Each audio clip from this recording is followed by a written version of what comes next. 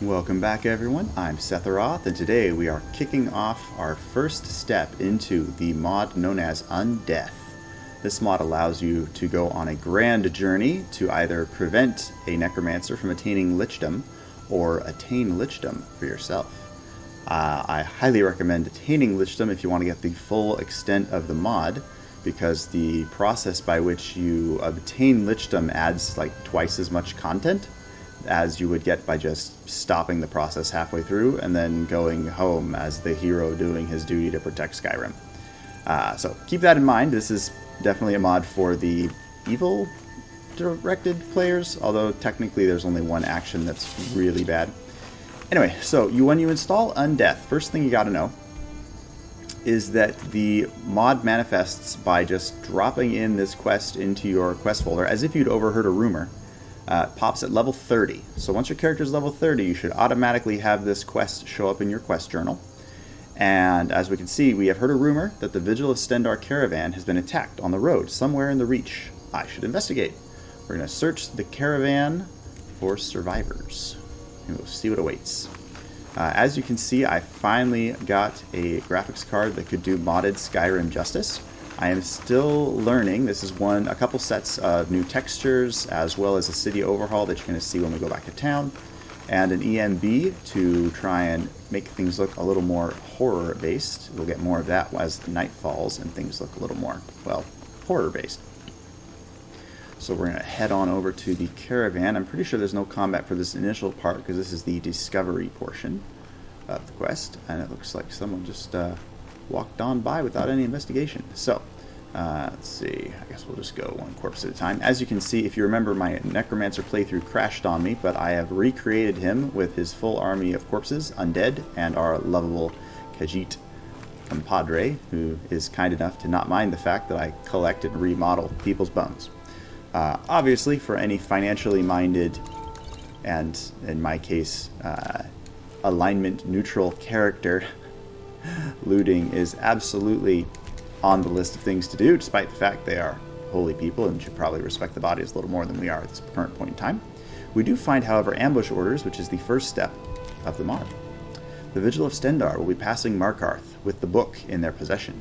You will do whatever is necessary to ensure it falls into our hands. Leave no survivors. When you have it, see to it that you return to Ravenscorn's Spire immediately. Now, if you recall with my Necromancer playthrough, I did set it up that this book had actually been stolen by my character at the start of his playthrough when he was left for dead outside of Riften. I'm going to dispense with story mode for now because this is going to be more of a walkthrough oriented guide. I don't think we're going to get anything. Yeah, no new quest things here, but this is the note from the Vigilance of Stendarr to give you an idea of what the book was capable of. Nicholas, the accursed artifacts that were confiscated from the College of Whispers carry the taint of heresy and evil, such as I have never before seen. Although I am loath to involve yet more wizards in this calamity, I fear the College of Winterhold is the only neutral, magical institution capable of aiding us in the destruction of this foul item. I entrust you and your knights to safeguard the artifacts on their way to Winterhold. Beware the mages, however. In their unseemly pursuit of knowledge, they cannot be trusted or expected to withstand its corruption. Stendarr be with you. Jeez, okay. Too bad someone didn't have access to fast travel, for sure. Alright, looks like we've got a couple more bodies over here we can delve into. Get whatever is light and inexpensive. Ooh, potion. Almost forgot. There we go. You may have noticed I'm also running a number of mods to try and make Skyrim more difficult, including some combat mods. One of my favorites is a mod that makes it so that the menus no longer pause the game. So I've already tried this a little bit with a couple of test playthroughs, and it makes the game so much harder just because you can no longer pause the game and chug all the potions you could possibly need. It's a beautiful thing. It makes it feel much more immersive, much more desperate, and actually forced me to drop the difficulty down to Adept until I got a better hang of what's going on. So I'm going to try it back up to... I'm going to try adjusting the difficulty, put it back up to Expert, just to keep things interesting for me. Given that this is my Necro playthrough, these guys should be doing most of the heavy lifting, so we should be okay. But as luck would have it, I have already uncovered... Oh, maybe I have not. I have not. Okay, so we're going to do a bit of a hike up to Ravenscorn Pyre. Ironically, that is really close to where our necromancer friend swore fealty to the god of necromancy. So that's appropriate. We'll just fast travel over there and take a little hop, skip, and a jump over to Ravenspire. I'll give you a small spoiler. This Ravenspire that we are heading to can actually be used at the end of the quest line as a player home. And it has a couple other fun little accoutrements that are particularly suited for Necromancer. First off, we got to get there without dying, but we should be alright. Oh, yep, that creature is dead and not going to be trying to eat us, so that helps. And my skellies usually... I might not actually have to use Make Way for Your Lord for the next little while, particularly if all these fights are in the open. But we shall see. Okay. And I just want to take a moment and enjoy my new textures. I threw in mods for... Okay, well, I spoke too soon. Make way for your lord! He teleported around me in a phalanx position. Anyway, so I've mixed in a couple of other mods to add in more trees and to make them look more ominous. I have forgotten exactly what I have. Oh, jeez. I forgot what I... Oh, jeez. I told my pets to make way, and they made way a little too effectively. What do I have? Okay, alright. Let's at least get someone else on the field here. Alright. Got caught off guard here. I've got to think quickly now. Alright, so I've got Charge Tap. That's actually a coordinator perk I wanted to explore later. Okay, there we go. Death Cloud, Fast Healing, and... Oh, jeez, wrong button. There we go. I'm going to switch these. I like to attack with my right and heal with my left. That just feels better. Okay, we are not going to dismiss my little platoon for, yeah, again, because I apparently need them. Alright, whew, caught me off guard. Didn't have my spells set up the way I wanted. But that's why I like this mod that disables the pausing when you use your menus, because it just adds a sense of anxiety to the game, which, after playing vanilla for far too long, I appreciate. Oh, Spriggan, hello. That's kind of an odd place to find one, but I will happily loot you. I don't think we're going to need to preserve... Wow, I didn't know you could preserve that particular... It's not a humanoid corpse, but apparently we can preserve that too. Now I kind of wanted to take that Deadeye Captain and see if we can store like a giant's corpse or something. That'd be kind of funny. Store a dragon's corpse and then plop it down wherever you want. That could be good. You get one of those little 200 gold bounty quests and... Wait, I think... Nope, that is the wrong fortress. As much as I would like to just take these guys and slaughter some bandits, we are trying to do a walkthrough here for Undeath, and that is what we shall do. And that means... I think we're close now. There's just a hop, skip, and a jump. Hopefully a dragon doesn't spawn here. That's what happened last time I tried this. Although that was on a different load order, so we might be okay. Ah. Oh, we're still a little far away. Please ignore the... I don't think the Talos statue is part of the mod, but we are very close to Ravenspire. Raven's Peak? Ravenspire? What is this thing called? Journal? There we go. Ravenscorn Spire. There we go. Alright, trying to be specific here. Alright, we attack with the right, heal with the left. I'm pretty sure this place is guarded, though, so you've got to be judicious and not stupid. Oh, jeez. Okay, well, no, I've got enough friends here. I should be alright. Let's just dive in. Alright, goodbye to that skeleton. Why can I not jump? Okay. Oh, it was just too steep. Ooh, okay. So we got more going on over here. They're attacking through a wall. That's about what you'd expect from someone with no brain. What do we got? Oh, hello. Oh, jeez. One of these is too close for comfort. Let me just patch up my wounds here. Oh, there we go. That was actually pretty epic. You see that? The skeleton was just about... He pulled back to hit me, and one of my boys just nailed him with a firebolt, and he went flying.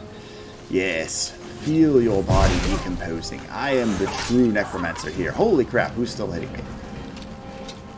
Okay, are we good? A freaking ice spear going through my head, but it's okay. I've got magic. There, see? Feeling much better. Much, much better. Okay, let's see if we can't check this out. We've got soul gem, bones, always important. I do love the irony of looting necromancers and then using them to build your undead army. That feels very... I like that. That's good irony. That said, what do we got here? Alright, we have the Necromancer's Moon. I believe that is a guide for how this works. Brothers and sisters of the worm, despair not at the trials we now face, for our time comes swiftly. The god of worms, that's actually the one I worship, Mana Marco, watches over our order and will deliver us from these troubled times on the day of reckoning. Until then, perform his works in secret, serve his needs, and look to the skies for his signs. The Revenant, the Necromancer's Moon, watches over us all. His form, ascended to godhood, has taken its rightful place in the sky, and hides the enemy RK from us so that we may serve him. Watch for the signs. When the heavenly light descends from above, hasten to his altars and make your offering, so that he may bless you with but a taste of his true power. Grand soul gems offered to him will be darkened and can be used to trap the souls of the unwitting, a feat even the great Nagasta would marvel at. Stay faithful to the order of the Black Worm, and in time your loyalty will be rewarded. Soon he will return to set the world right in due time, and those who would stand in his way will suffer eternally at his hands, just as those who stood opposed before. Until that day you must believe and be patient. Hide in your caves, in your ruined forts, in your secret lairs. Raise your minions, summon your servants, cast your spells. Answer the call of the order when you are needed. Watch and listen. Alright, so to put that in layman's terms, this actually has nothing to do with the human heart. If you put a Grand Soul Gem in this puppy at around midnight, I think any night time, that's 7 a.m. to 7 p.m., or it might be midnight, not sure. One or the other. You put in a Grand Soul Gem and it'll transform it into a Black Soul Gem. So that's just kind of a cool thing that is a nice adjustment here. Great for Necromancers, particularly if you haven't done the Azure quest line and don't have, oh, that would be the wrong menu there. Azure's Star, did I already do that? I may not have done that for this playthrough. Okay. Oh, there it is. Black Star. There it is. So I like to use the Azure quest line to get a soul gem that reloads whenever you take a Black Soul. So that particular buff doesn't really suit my needs, but at the same time, I gotta remember to keep using this thing. The way our deity works is the more souls you capture and use, the more he likes you. So we actually should be getting in the habit of using these enchanted items more than using our death cloud thing, which means we have to be more careful because friendly fire is kind of what I'm known for. Okay, let me see. Do I have a candlelight spell? I thought I had something to handle with the... Oh no, I should have... There it is. Yeah, I have a wearable lantern. It's very nice because I was building a horror playthrough, but it got too dark. Particularly for you guys, because I want you guys to be able to see everything going on the screen, but still have it look creepy. So the wearable lantern mod has been really useful for this, because it gives me just enough lighting to see what's going on, without giving me too much lighting to make me be all masterful. Alright, I think I could be able to pick this if I wanted to, but I think from the quest standpoint, we gotta actually go up to the top of the tower. We gotta face some necromancers, grab some tomes, and figure out what is really going on. Got flames in one hand, healing in the other. I should be just fine. And you're done. And, ooh, forgot about the fire. It makes like a bonfire. Oh, I don't know how that's going to affect my skellies. Is that... Okay, Inigo isn't hurting, so that's helpful. Okay, is this... I need to test to make sure I'm not going to be setting my boys on fire here all the time. Nope, that skelly seems... Okay, alright, so apparently it is friendly fire friendly, if that makes any sense. Alright, so I have a staff for that. That's helpful. Give me some bones. Oh, wait, are we still... Oh, no, we're still in combat. I don't think you're one of mine. Yep, you're done. Okay. Got one more over here. Face the true Necromancer. Paltry little amateurs. If they're lucky, they have one skeleton. No wonder I deserve to become the Lich. Oh, move out of my way. I'm a necromancer. You gotta be used to your boss looting bodies. That's like the first thing. For the skeleton interview for Necromancer Assistant 101, get off the corpse until he's looted it. Very simple. Very simple instructions there. Oh, we also have Crossfall. That's a boost to your conjuration skill. Can't argue with that. Read Souls, black and white. I think that's a standard enchanting book. I don't think that's part Oh no, this looks like a different font, so maybe this is part of the mod. The nature of the soul is not knowable. Every wizard that has attempted it vanishes without a trace. What can be known is that souls are a mystic source of energy that can be harvested. Every creature, living or dead, is powered by a soul. Without it, they are just lumps of flesh or piles of bones. This animating force can be contained within a soul gem, if the soul gem has the capacity. From the gem, the power can be used to power magical items. Centuries of experimentation have demonstrated that there are black souls and white souls. Only the rare black soul gem can hold the soul of a higher creature, such as a man or an elf. While the souls of lesser creatures can be captured by gems of many colors, they are all categorized as white soul gems, hence the division of souls into black and white. White souls are far safer than black souls, although not as powerful. Beginning students of mysticism should not dabble in black souls or black soul gems. Even if one were to ignore the guild strictures against the necromantic arts used to power black soul gems, it is dangerous to the caster to handle them for long. If the gem is not precisely the size of the encased soul, small bits of the caster's soul may leak into the gem when it is touched. I don't think that has to do with becoming a lich, but that does seem very immersive. I approve. Alrighty, let's see. Okay, so I think I've looted everyone that I could. We've got a little room in here we need to check out, though. I don't think there's anything in here of note. I don't see any stairs. A couple of rooms. I do think once this becomes a player home, you can actually renovate this and add in some stuff. So when we get to the end of the mod, we will investigate that in more detail. I'm sure it's going to be a lot of fun. Let's see if we've got anyone else in here we have to contend with.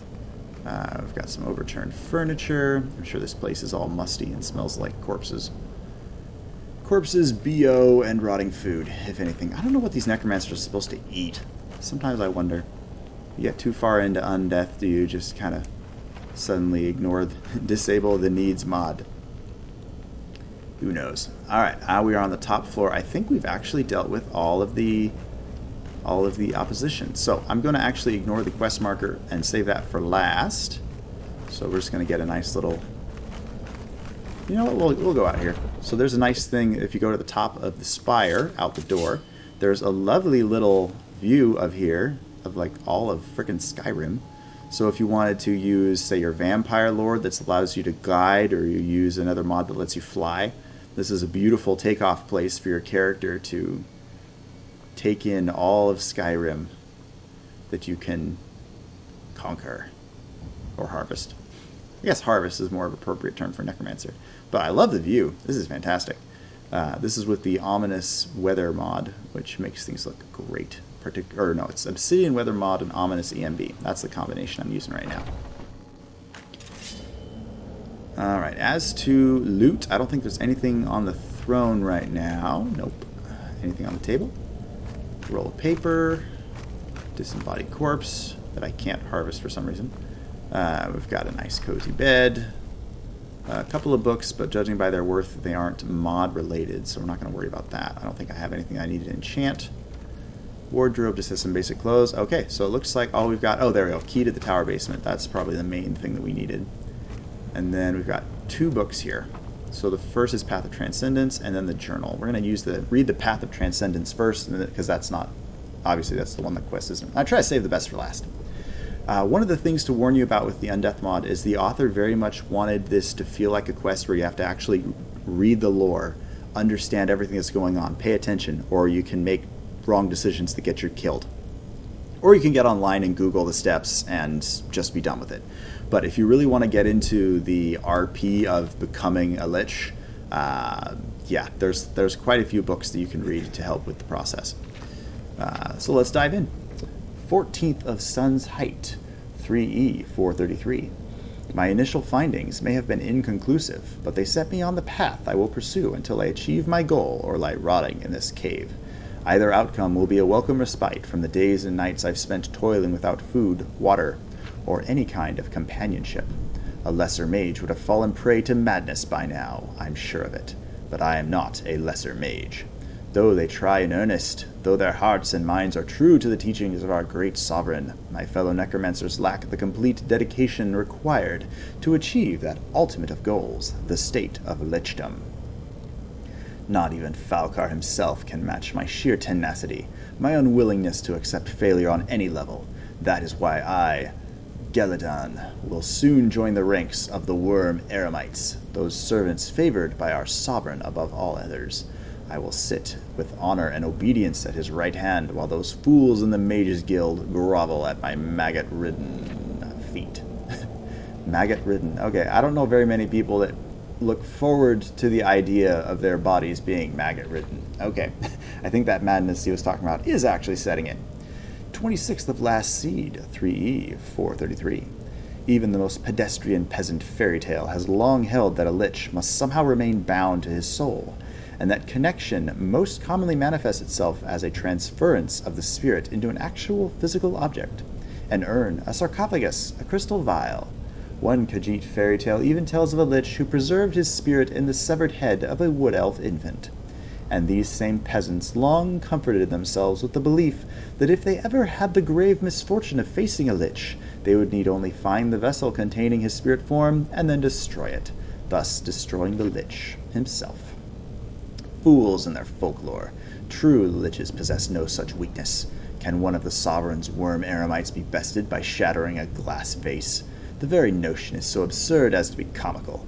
Yes, a necromancer must transfer his soul into a physical vessel, but once that transference is complete, once the necromancer has fully metamorphosed into his lich form, the vessel is inconsequential.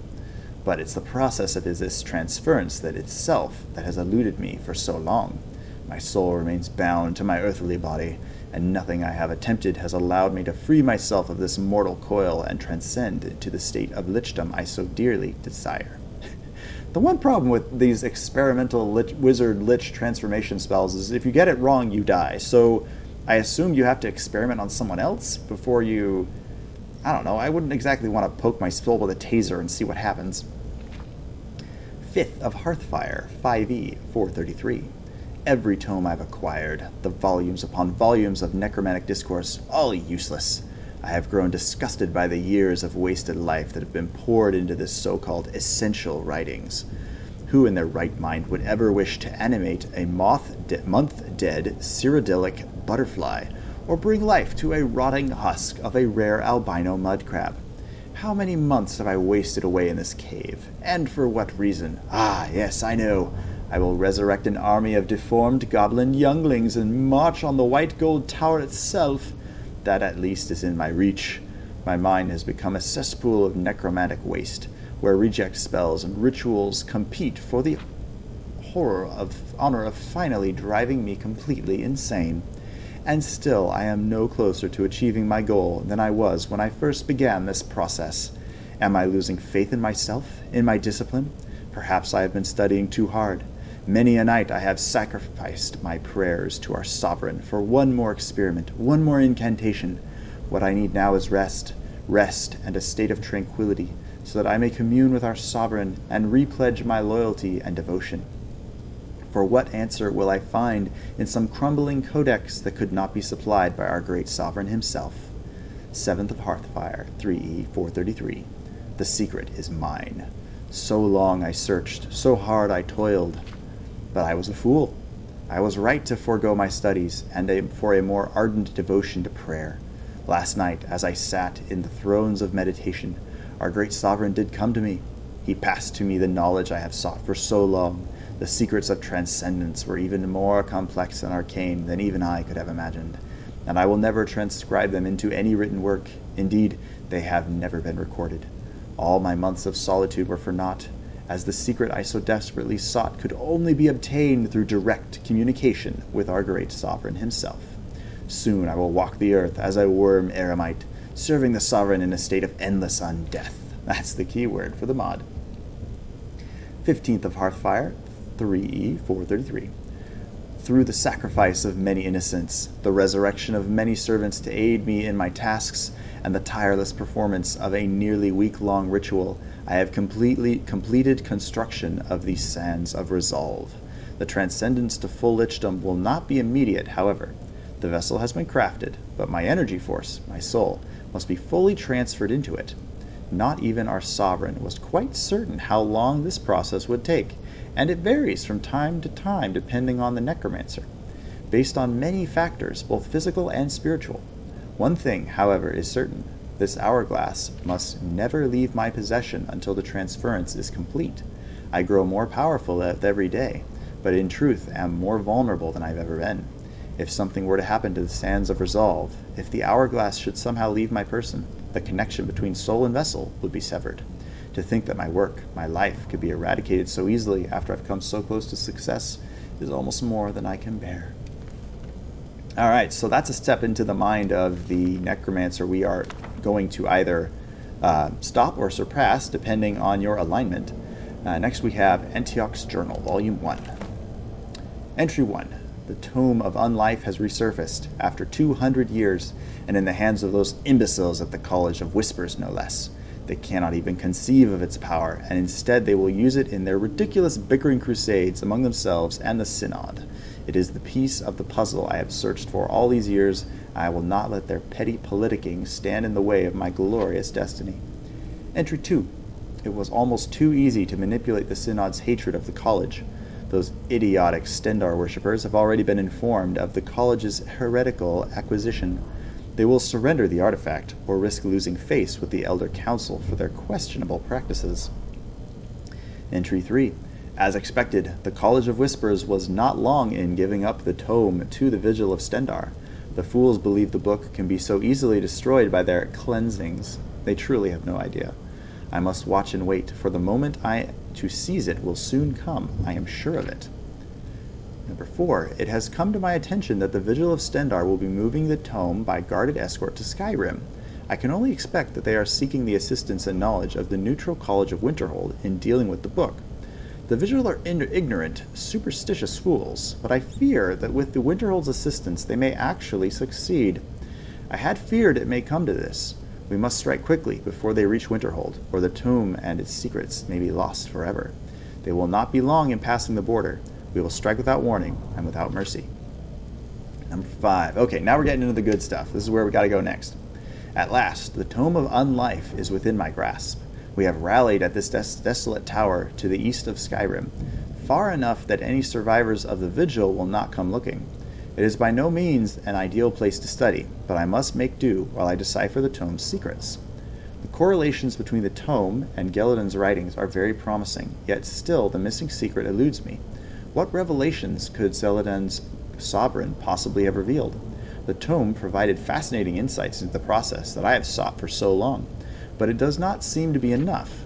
Something is missing. I will retreat to the seclusion of the tower's lower depths, where I may study its runes in peace. Alright, so Antioch is the, I don't know if he's the head necromancer, but he's certainly the one leading the retrieval of the book. We're going to go, we got the key at the top of the floor, so now we're going to go down to the bottom floor that was locked, where I assume we will find a couple more bits and pieces to guide us on our way. This is a pretty cool tower. Once this thing is all decked out for your player home, it is pretty sweet. It would be my first choice for a Necromancer's Lair. There's a couple other options that you can use. There's one other option, but it would be spoilers if I were to give it now. So I won't, and you will have to wait until a few more episodes in before that is revealed. I don't think there's a fight in here, but we'll save just in case. And I was correct. No fight. No fighty. Just lots of bodies. I'll just do my nice looting. Always save the best for last. That's my motto. Make sure you don't miss anything when you're looting. Activate Ritual Bowl. I forget what that does. Guess we'll find out. I don't think there's anything else to loot here. Another Draugr. I don't think I'll need an Elven Shield, but gold is always appreciated. Alright, let's see what this does. So this is going to be, if you use this, okay, all disease cured, Darkpack added. So this is a buff that you can unlock from your player home, if you decide to make this your player home. It gives you an 8-hour buff, command one additional minion at the cost of taking 100% more damage from all sources. Excuse me? What? What? 100% more damage from all sources in order to command one additional minion. Okay. So apparently we're going to be summoning lots of friends to back us up. Preferably one of them being a tank, because apparently I now take double damage. That was not I forgot that it came with that particular debuff. Alright, so let's have a look at some of these books here. I don't think we're going to need all of them. Doors of Oblivion is just a good spell up. Oh, I forgot about you. Oh no. Okay, I thought that was going to proc something from Winter Sun, but it did not. Alright, so I don't think these books have to do with the mod itself, but you're free to dive into them if you want the full experience. I think... Let me skip ahead real quick. I just want to make sure... Oh, I've got to pray to my deity. Ironically, my deity is Manimarco, like the same one that this guy actually worships. So we are sucking up to the deity to convince him that he should let us surpass his current choice for tutelage. Okay, Arcana Restored. That's the only book that has this kind of different font. So I know it is part of the mod. So I'll tell you what, I'm going to finish the last bit that we need to unlock the next step of the quest. And if you want to stick around, I'm going to read the rest of these books just to get the lore. Because the modder really does a good job of adding all this extra stuff for flavor. But I don't want to sit and bore you guys with that if you're just looking for quest details. Okay, here we go. Entry 6. At last I have made some sense of the inscriptions here. The tome is not a guide, but the notes and experiments of one like myself, who sought the secrets of Lichdom. 3 items in particular receive special mention in the tome: the trappings of a fallen archmage, the heart of a priest of Archay, and an elixir crafted from one of 2 ingredients. I must investigate further. So this is important for your character. You need the trappings of a fallen archmage, heart of a priest of Archay, and an elixir crafted from one of 2 ingredients. So those are the 3 things we got to delve into. I think that's all you need to unlock the next step. Yeah, okay. So you have 3 options now. You can go to the grave of a fallen archmage and get his cloak. You can go to intercept the alchemy ritual to get the dosage that is required to become a lich. And then there is getting the heart of a Archay Vigil of Stendarr. And we're going to dive into these on the next episode. So if you want to just skip some of these extra books that I'm going to read through, that's fine. Go ahead and jump to the next episode right now. If not, sit back and I will try to make these as entertaining and lore-friendly to read as possible. Let's start with the Herbalist's Guide to Skyrim, just to see if that is... Yep, okay, so that boosted our alchemy a little bit. And there we go. Alright, I think actually these might be helpful when you're trying to figure out which ingredients to use in the potions quest, or the potions part, because there's an alchemical process you have to do to become a lich. Alright, those avoiding this northern province due to claims of barbarism or concerns over climate are doing themselves a disservice. In fact, Skyrim has a wealth of materials that every alchemist would do well to avail himself of. I have traveled extensively throughout the land, and here are but a few of my findings. The Bleeding Crown. The caps of this mushroom do indeed appear smeared with blood, though it is often hard to see in the dark, damp places in which they grow. Not uncommonly found in Skyrim, their abundance is countered by the difficulty in acquiring them. As any experienced herbalist knows, the darkness of caves often conceal far more than mere mushrooms. Nonetheless, these potent fungi, when combined with certain powdered antlers, produce a mixture rendering one quite susceptible to poison. Their usefulness is also quite apparent when mixed with lavender, creating a substance highly resistant to magic. The Death Bell. Folklore abounds about this flower found in the swamps of Hadalmarch. Some stories claim it grows where unfortunate deaths have taken place. Others insist it grows first and then lures unsuspecting people and animals to their doom.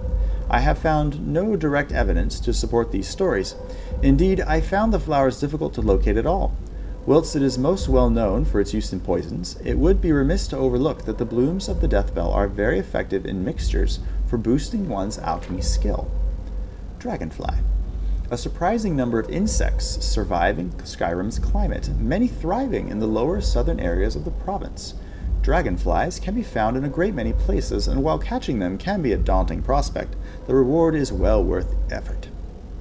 It was beyond the scope of my research to determine whether the orange and blue dragonflies are fully different breeds or merely simple color variations, but through experimentation I found that the orange dragonfly, when combined with the very hardy barnacles found along the coast, transfer some of their flighty nature, giving the herbalist some very nimble fingers. Hagraven Claw. The claws of a hagraven are best obtained in shops. It is inadvisable to suggest one collects them oneself. These creatures have traded in their humanity for access to powerful magics, and the transformations they undergo infuse their entire beings with some element of that power. Ingesting the powdered claws makes one more resistant to magic, but an especially curious property of the claws is revealed when mixed with snowberries, often found in Skyrim's higher elevations. I found myself capable of comprehending enchantments I had believed mystifying after ingesting the mixture, and have passed this knowledge on to several court wizards who were grateful for the knowledge. Jasby. There was a time when it would be considered treason to pick one of these grapes without express permission from the Emperor himself. It is my understanding that although growers in Skyrim were successful in improving the fruit's survivability, it came at the cost of flavor. No longer was it quite the prize it once was, and yet, growing amidst the volcanic tundra of Eastmarch, it is still immensely useful for concocting potions. Mages value it highly as it can be combined with a simple garlic to enhance the regeneration of magicka. While no longer against the law, picking these grapes in large amounts is best kept to oneself. The Luna Mothwing. As with the dragonflies, I was taken aback by the number of butterflies, moths, and other insects that manage to thrive in Skyrim. The Luna Moth is especially beautiful. Its thin, almost ephemeral wings seem too delicate to hoist anything into the air, giving them an almost magical appearance. Indeed, that sense extends to the properties they exhibit when crushed and distilled, an action, I admit, was difficult to perform at first, no matter my resolve to discover all that Skyrim has to offer. These creatures are simply that beautiful. While they can be used for creating poisons that damage magicka, I feel that would be a waste of their potential. Do not be alarmed if, when the wings are broken down almost completely, they appear to almost disappear under your pestle. That very quality makes the wings quite effective in potions of invisibility. Tundra Cotton. Not all Nords are savages wrapped in animal skins, howling at the moons. There are a wide variety of fabrics worn throughout the land, thanks in no small part to the stubborn Tundra Cotton plant. It soaks up what rain it can in the plains west of Whiterun, and blooms frequently. While it does not exhibit any of the more striking alchemical properties, it is a staple in potions for not only fortifying magicka, but for resisting spells as well. I wonder if that quality is what allows it to have adapted so well to this climate. Nightshade. The name and shape of this plant are known to all, long understood to be one of the more potent components in many poisons. The average Nord keeps his distance from the bright purple flowers nestled among the dark leaves. It is exceedingly effective as a pure poison, but can also be combined with other compounds to stiffen joints as well. It is thus favored amongst those who wish to disable their opponents in battle, and can be found coating the blades of many of the more unsavory characters in Skyrim. Alright, on to the next book. I think Book of the Daedra, that is a Skyrim one. Souls Black and White, we already read that. On Oblivion is just a book to level you up. That leaves Arcana Restored. Arcana Restored, a handbook by Wapna Neustra, Proxeptor Emeritus. Oh, that sounds very official. Form of the first. Makest thou the mana fountain to be primed with pure gold, for from pure gold only may the humours be rectified, and the pure principles coaxed from the chaos of pure power.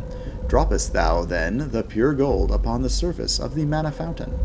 Takest thou exceedingly great care to safeguard thyself from the insalubrious tempests of the mana fountain, for through such assaults may one's health be utterly blighted. Form the second. Make sure that thou hast with thee this excellent manual, so that thou might speak the necessary words straight away and without error, so that thou not in carelessness cause thyself and much else to discorporate and disorder the world with thine component humours. Wow, okay, the these and thous are really, it's good for immersion. It's working my tongue really hard. Form of the third.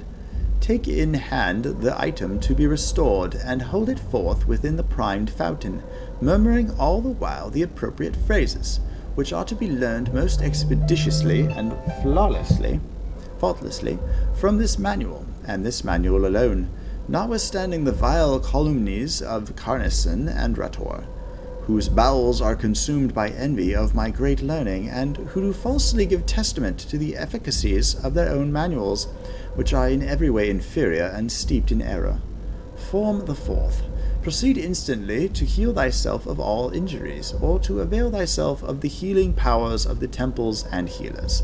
For though the agonies of Manacaust must be borne by any who would restore a prized arcana to full potency, yet it is not wise that suffering be endured unduly, nor does the suffering in any way render the potency more sublime, notwithstanding the foolish speculations of Carnissen and Rator, whose faults and wickedness are manifest even to the least learned of critics. Okay, I have no idea if any of that has to do with, I don't think that has to do with any of the Undeath stuff, but the forms of Arcana restoration sounds pretty cool. So we're going to take that along as well. Alright, I think that is it for our first dip into the Undeath quest line and mod. I hope you guys enjoyed the video so far, and feel free to give my video a like and subscribe to my channel. Let me know in the comments below what you think so far of the Undeath mod and its quest line. Take care. Have a great day.